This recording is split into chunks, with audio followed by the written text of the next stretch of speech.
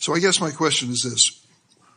Was President Donald Trump wrong to give blanket clemency to the January 6 defendants? Thank you, Ranking Member. A couple of things on that. One, the power of the presidential pardon is just that, the president. My question to you, though, is do you think America is safer because President Trump issued these pardons to 1,600 of these criminal defendants, many of whom violently assaulted our police in the Capitol? Senator, America will be safe when we don't have 200,000 drug overdoses in 2 years. America will be safe when we don't have 50 homicides in a day. So you just won't answer the question. I'm going to say I don't think we're safer. Matthew Huddle was sent back to Indiana. Today, we're jumping headfirst into a brutal showdown between Kash Patel, Trump's pick for FBI director, and Senator Dick Durbin over those explosive January 6 pardons. Should Trump have handed out clemency to over 1,600 defendants? Does this make America safer or a hell of a lot more dangerous? Stick around, cause this exchange gets tense as hell. Kash Patel plays it smart. He hammers home that the president's pardon power is absolute, straight from the Constitution. But Durbin, he's not backing down. He keeps pushing hard. All right, let's get into it. So I guess my question is this. Was President Donald Trump wrong to give blanket clemency to the January 6 defendants? Thank you, Ranking Member. A couple of things on that. One, the power of the presidential pardon is just that, the president. Well, I concede he has the authority. I'm asking, was he wrong to do it? And as we discussed in our private meeting, Senator, I have always rejected any violence against law enforcement, and I have, including in that group, is specifically addressed any violence against law enforcement on January 6th, and I do not agree with the commutation of any sentence of any individual who committed violence against law enforcement. So do you think that America is safer because these 1,600 people have been given an opportunity to come out of serving their sentences and live in our communities again? Senator, I have not looked at all 1,600 individual cases. I have always advocated for imprisoning those that cause harm to our law enforcement and civilian communities.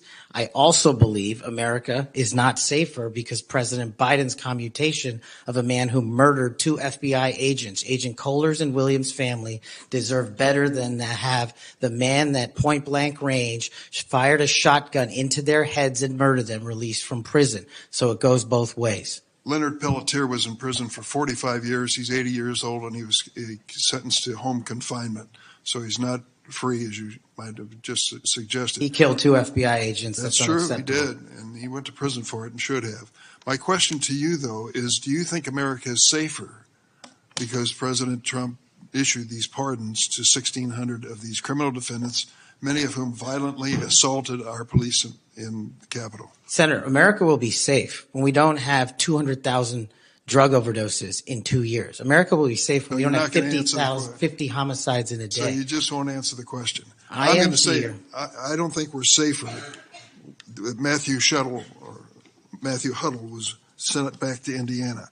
I don't think we're safer with Peter Schwartz. I could go through a long list of individuals, some of who are wanted in states, members of this committee. Let me move to another topic if I can. Tell me about your J6 choir. What is that? Well, it's not my choir. It's simply a recording that was utilized to raise funds for families in need of nonviolent offenders. Who sings on this recording? I don't know, Senator. What did you have to do with it? Simply to raise funds to assist families of nonviolent offenders whose kids needed college education payments and whose rent needed being paid. My understanding is that the performers on this J6 choir were the rioters who are in prison. I'm not aware of that, sir. I didn't have anything to do with the recording.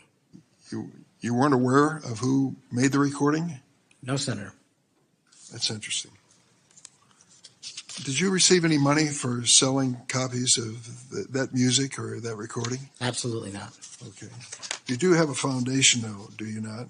I'm very proud of the Cash Foundation and the $1.3 million we've given to families in need across this country, including active duty service members, police officers, putting kids in college, and helping people in disaster relief areas rebuild their This homes. clash and their exposes communities. something way bigger than just Trump's pardons. It lays bare the massive political chasm over January 6, law enforcement, and what justice really means. To one crowd, these pardons are about mercy, pushing back against what they call political witch hunts and taking on a rigged system. To the other side, it's a straight betrayal of cops and the rule of law, a reckless move that could greenlight more political chaos down the road. And the real gut check question, what do you think? This fight's nowhere near done, and I want to hear your no BS take. Drop it in the comments. Should Trump have dropped those pardons? Does it make America safer or more dangerous? And if this breakdown fired you up, smash that subscribe and turn on notifications. You don't want to miss the next one.